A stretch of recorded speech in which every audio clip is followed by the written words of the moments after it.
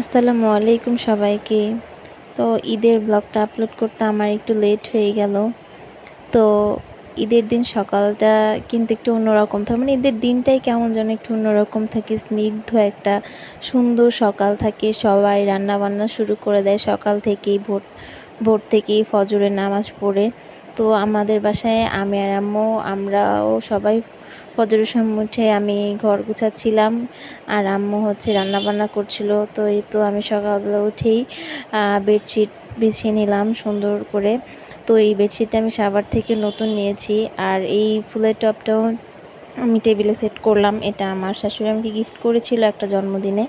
তারপরেই তো আমি হচ্ছে এখানে মানি প্ল্যান্টের একটা শোপিস ছিল আমার মাটির, তো সেখানে মাটি দিয়ে আমি মানি প্ল্যান্টের গাছটাও সেট করে নিয়েছি। তো এই তো আমি সব কিছু গুছিয়ে নিয়েছিলাম। তারপর আমার মেজো খালামণি, মানে আমার মেজো খালা শাশুড়ি, সে হচ্ছে এরকম করে আর কি বানিয়ে দিয়েছিল আমাকে একটা ঝাউ গাছের মতো। তো সেটাও আমি সুন্দর করে সাজিয়ে নিলাম। তারপরে আমার মেহেদিগুলো দেখছিলাম কেমন কালার হয়েছিল। তো সকাল হতে হতে কালারটা আর একটু গাঢ় হয়েছিল, তো রোদের মধ্যে মেহেদি কালারটা আরও বেশি সুন্দর লাগছিল। তো সেটাই আর কি দেখছিলাম। এক হাতে আমার ননদ আমাকে মেহেদি দিয়ে দিয়েছিল, আরেক হাতে আমি। তো আমি আমার ননদ তারপর আমার যা তাদেরকে মেহেদি দিয়ে দিয়েছিলাম। তারপরে এখানে এই গাছটার নাম আমি ঠিক জানি না, একটা পাতাবাহার গাছ, তো সেটা আমি আর কি সাজালাম। আর এটাও আমি ঢাকা থেকে নিয়েছিলাম, সেটাও আমি হচ্ছে সাইড টেবিলে সেট করে নিলাম। তারপর আমি আমার শাশুড়ির বিছানা তো একটু গাঢ় পিঙ্ক কালারের একটা চাদর বিছিয়ে নিয়েছিলাম। আমার শাশুড়ি রান্নাবান্নায় ব্যস্ত ছিল, আর আমি ঘর গোছানো, নতুন বেডশিট বিছা, তারপর নতুন ফ্লাওয়ার ভাসগুলো ঠিক করা, সেগুলো করছিলাম। তো তারপর আমার এগুলো শেষ করে আমাকে আমার শাশুড়ি মা বললো হচ্ছে সে লাচ্চা সেমাই রান্না করবে। তো আমার হাজব্যান্ড হচ্ছে মিঠাইয়ের লাচ্চা সেমাইটা এনেছিল। তো এটার মধ্যে কোনো বাদাম কিশমিশ অ্যাড করা ছিল না। তো প্রথমে হচ্ছে আমাকে বললো সেমাইটা একটা বাটিতে ঢালার জন্য এটাতে হচ্ছে দুধে ভিজাবে। এটা তো জাস্ট নর্মালি দুধটা চিনি দিয়ে জাল করে এটার সাথে মিক্স করে দেওয়া হয়, সেরকম আহামরি কষ্ট কিছুই না। তো সেজন্য আমি সেমাইটাকে ঢেলে তারপর হচ্ছে বাদাম কিশমিশগুলো রেডি করছিলাম। বাদামগুলো আমি কুচি কুচি করে কাটছিলাম, কতক্ষণ ভিজিয়ে রেখেছিলাম।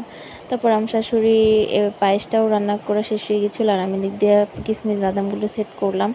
তো আমি একটা স্পেশাল সেমাই রান্না করব, জাস্ট সিম্পল অ্যান্ড ইজি, যেটা হচ্ছে ভাজা সেমাই।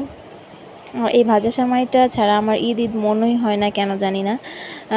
আর এই রেসিপি হচ্ছে আমার দাদির থেকে শেখা। তো দাদির থেকে আম্মু শিখেছে, আবার আম্মু থেকে আমি শিখেছি। মানে আমার জন্মের পর থেকে প্রত্যেক ঈদেই এই সেমাইটা দাদু বাড়িতে গেলেও করা হয় দেখেছি, নানু বাড়িতে গেলেও আম্মু করতো, তারপর আম্মু সবসময়ও করতো। তো এই সেমাইটা খুব ইজি। জাস্ট সেমাইটাকে ভালো মতো ভাজতে হবে, একটু ঘি অ্যাড করলে আরও বেশি ভালো হয়, আর সাথে চিনি দিতে হবে।